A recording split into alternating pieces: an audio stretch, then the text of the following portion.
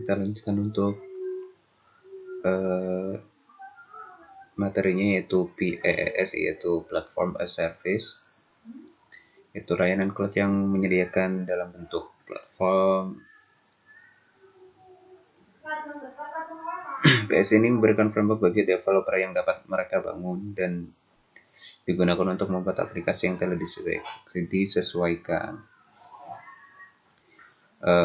Ketika kita menggunakan layanan model SaaS, semua server penyimpanan dan jaringan dikelola oleh perusahaan atau penyedia pihak ketiga, namun para developer dapat mengelola manajemen aplikasinya sendiri.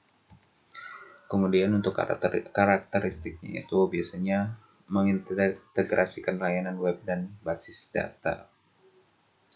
Dibangun di atas teknologi virtualisasi sehingga sumber daya yang dapat dengan mudah ditingkatkan atau diturunkan seiring perubahan bisnisnya,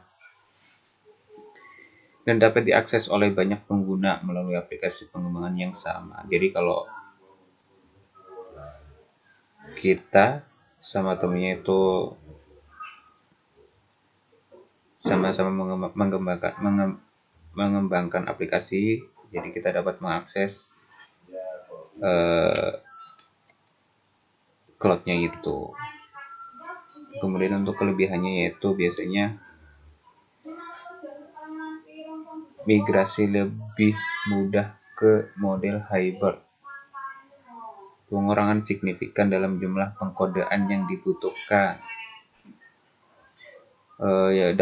Dapat diukur juga, dan kita itu dapat membuat aplikasi sendiri dengan mudah, dan mempunyai banyak fitur yang sudah tersedia di aplikasi tersebut. Fitur-fitur tersebut antaranya yaitu keamanan platformnya, OS, sistem database, web server, dan framework aplikasi. Jadi kita bisa lebih fokus ke pengembangan aplikasinya itu sendiri.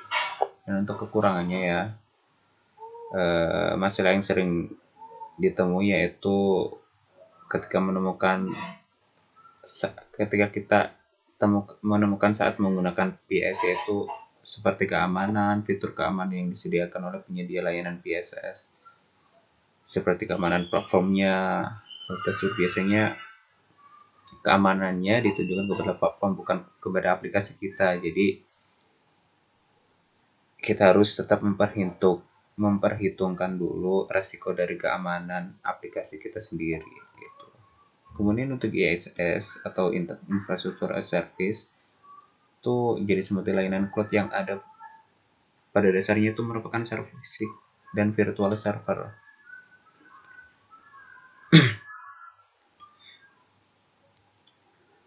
Ini merupakan layanan yang memungkinkan kita itu menggunakan server tanpa perlu membeli komputer dan peralatannya secara fisik ya.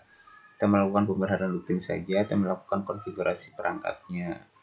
Untuk karakteristiknya itu biasanya dinamis dan fleksibel ya, karena kita nggak perlu beli komputer dan peralatannya secara fisik. Kemudian banyak pengguna di satu perangkatnya, untuk satu perangkat itu kita bisa menggunakan banyak penggunanya. Layanannya sangat skalabel. Biaya bervariasi tergantung konsumsi ya, tergantung kebutuhan kita yang dibutuhin diri sendiri atau perusahaan itu apa. Sumber daya tersedia di sebagai layanan. Kemudian untuk kelebihannya sendiri, untuk IaaS itu merupakan model layanan yang menggunakan tidak repot ya, tidak harus membeli komputer dan peralatan secara fisik, juga itu salah satu kelebihannya. Model cloud computing yang paling fleksibel, resource dapat dibeli sesuai kebutuhan, jadi kita hanya dapat membeli sesuai kebutuhan kita saja atau eceran. Klien memegang kendali penuh atas infrastruktur mereka. Di klien itu memegang penuh infrastrukturnya. Pembelian layanan dapat didasarkan pada konsumsi. Salah satu kekurangannya yaitu ketika kita menggunakan model layanan cloud computing IaaS ini, kita harus mengurus sendiri OS-nya, keamanan, aplikasi, database, dan lain-lainnya. Karena kebanyakan dari layanan hanya menyediakan server dan jaringan saja gitu. Itu salah satu kekurangan yang paling menonjol.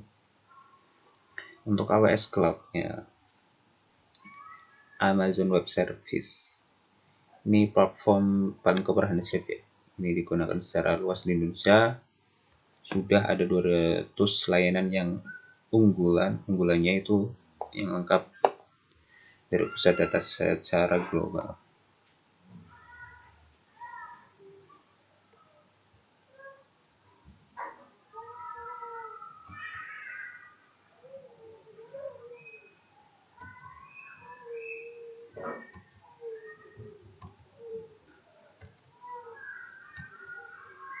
Kemudian